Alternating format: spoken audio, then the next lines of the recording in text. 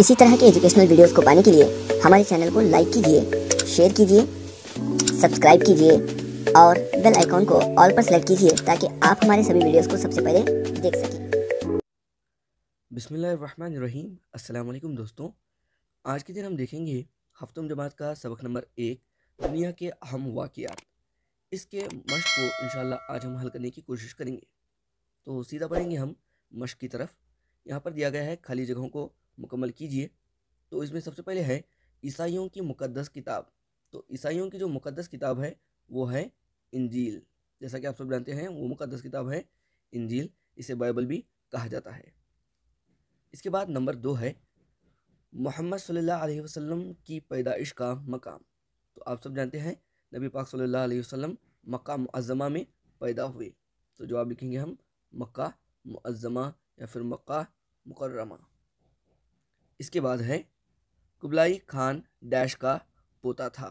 तो ये जो पोता था किसका था? चंगेज़ खान का, चंगेज़ खान। इसके बाद तुर्कों का ताल्लुक जो था वो तुर्कमेनिस्तान से था, तुर्कमेनिस्तान। ठीक है। तो इसके बाद है सवालात के जवाबात।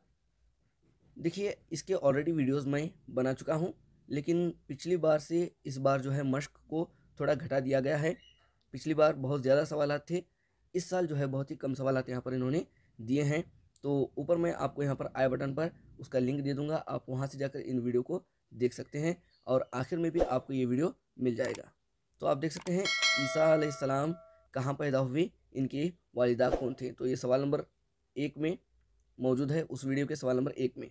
और जो दूसरा सवाल है उसका जवाब सवाल नंबर 3 में मौजूद है। इसके बाद ये जो तीसरा है उस वीडियो के 5वें सवाल में ये मौजूद है, और उसके बाद ये 7वें सवाल पर, और ये 8वें सवाल पर, और ये जो है 10वें सवाल पर। आपको मज़ीद और सवालात उस वीडियोज़ में मिल जाएंगे।